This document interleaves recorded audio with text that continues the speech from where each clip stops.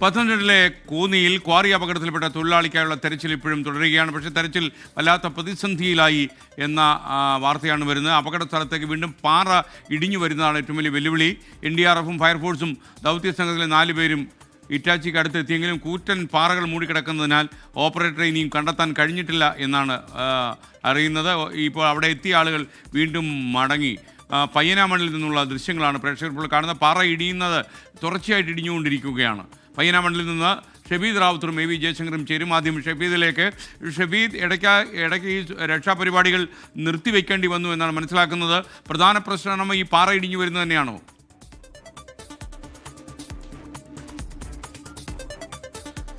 എസ്കെൻ, വളരെ ദുഷ്കരമായ ഒരു ടെറൈനാണ്. അതിൽ പ്രതികൂല കാലാവസ്ഥകൾ മാത്രമേ നമുക്കുള്ളൂ. 99% നിരാശയാണ്. 1% സാധ്യതയിൽ ഇപ്പോൾ നമ്മൾ പൈനാമണ്ണിൽ ഈ രക്ഷാപ്രവർത്തനം നിലവിലിപ്പോൾ താൽക്കാലികമായി മാറ്റിവെച്ചിട്ടുണ്ട്. ഇന്നലെ രാത്രി വളരെ വൈകിയും ബീഹാർ സ്വദേശിയായിട്ടുള്ള അജയ് റായിക്ക് വേണ്ടി നമ്മൾ തിരച്ചിൽ അവസാനിപ്പിക്കുമ്പോൾ ഇന്ന് ഏതെങ്കിലും തരത്തിലൊരു ശുഭവാർത്ത ഉണ്ടാകുമെന്നുള്ളതായിരുന്നു പ്രതീക്ഷിച്ചിരുന്നത്. എന്നാൽ അങ്ങനെ ഒരു ശുഭവാർത്ത തിരച്ചിലിൻ്റെ ആദ്യഘട്ടത്തിൽ നമുക്ക് പറയാനില്ല, ആശ്വാസമില്ല.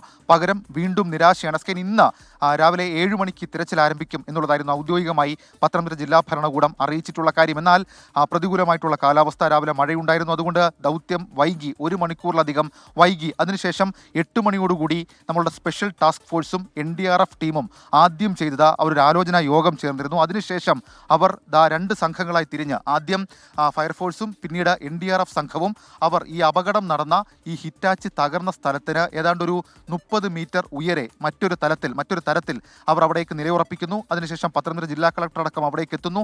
NDRFിൻ്റെ അടക്കം ഉന്നത ഉദ്യോഗസ്ഥരെത്തി സ്ഥിതിഗതികൾ വിലയിരുത്തിയ ശേഷം അവർ താഴേക്ക് 5 ഉദ്യോഗസ്ഥരെ അയക്കാൻ തീരുമാനിക്കുന്നു. അങ്ങനെ റോപ്പൊക്കെ കെട്ടി, അതായത് നിലവിലിപ്പോൾ അവൈലബിൾ ആയിട്ടുള്ള ഒരു ക്രെയിനിൽ റോപ്പൊക്കെ കെട്ടി താഴേക്ക് 5 ഉദ്യോഗസ്ഥർ, NDRFിൻ്റെ 2 അംഗ സംഘവും ഫയർഫോഴ്സ് സ്പെഷ്യൽ ടാസ്ക് ഫോഴ്സിൻ്റെ 3 അംഗ സംഘവും താഴേക്ക് ഇറക്കി. അവർക്ക് 2 പ്ലാൻ ഉണ്ടായിരുന്നു ഇന്ന്. അതിൽ ഒന്നാമത്തെ പ്ലാൻ ഈ ഹിറ്റാച്ചിയുടെ പരിസരത്തെ കല്ലുകളൊക്കെ, ചെറിയ പാറക്കല്ലുകളടക്കം നീക്കം ചെയ്തുകൊണ്ട് ഏതെങ്കിലും തരത്തിൽ കാണാതായ തൊഴിലാളിയെ കണ്ടെത്താൻ കഴിയുമോ എന്നുള്ളതായിരുന്നു ഒന്നാമത്തെ പ്ലാൻ. എന്നാൽ ആ പ്ലാൻ ഏതാണ്ട് 35 മിനിറ്റിലധികം സമയമെടുത്തില്ല. കാരണം അവർക്ക് പ്രതികൂലമായിട്ടുള്ള പല സാഹചര്യങ്ങൾ, പ്രത്യേകിച്ച് സ്കെൻ ഇപ്പോഴും ഈ ഭാഗത്ത് പൈനാമണ്ണിലെ ഈ കോറിയുടെ പല ഭാഗത്ത് നിന്ന് പാറക്കല്ലുകൾ അടർന്ന് താഴേക്ക് വരുന്നുണ്ട്, താഴേക്ക് പതിക്കുന്നുണ്ട്.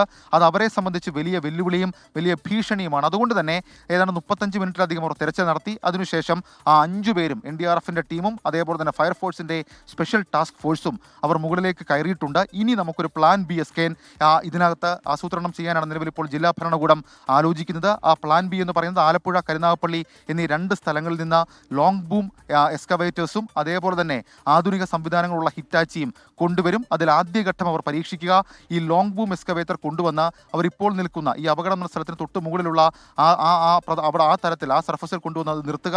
അതിനുശേഷം താഴേക്ക് റോപ്പ് ഘടിപ്പിച്ചുകൊണ്ട് ഹിറ്റാച്ചി ഉയർത്താൻ കഴിയുമോ എന്നുള്ളൊരു സാധ്യത പരിശോധിക്കും. അവിടെയും അപകടമാണ് ഏറ്റവും പ്രധാനപ്പെട്ട കാര്യം. കാരണം അതൊരു ചെറിയ സ്പേസ് മാത്രമാണ്. നമുക്ക് ഈ ദൃശ്യങ്ങളിൽ കാണാൻ സാധിക്കും ഈ ഉദ്യോഗസ്ഥ സംഘം നിലയുറപ്പിച്ചിരിക്കുന്ന ആ സ്ഥലം. അവിടെ ഏത് സമയവും അവിടെയും പാറ ഇടിയാനുള്ളൊരു സാഹചര്യമുണ്ട്. അതുകൊണ്ട് തന്നെ ആദ്യഘട്ടത്തിൽ ലോങ് ബൂം എക്സ്കവേറ്റർ ഉപയോഗിച്ചുകൊണ്ട് ക്രെയിൻ ഘടിപ്പിച്ച് ക്രെയിൻ ഈ പൊളിഞ്ഞു കിടക്കുന്ന ഹിറ്റാച്ചിയിലേക്ക് ഘടിപ്പിച്ച് അത് ഉയർത്താനുള്ള ശ്രമം നടത്തും.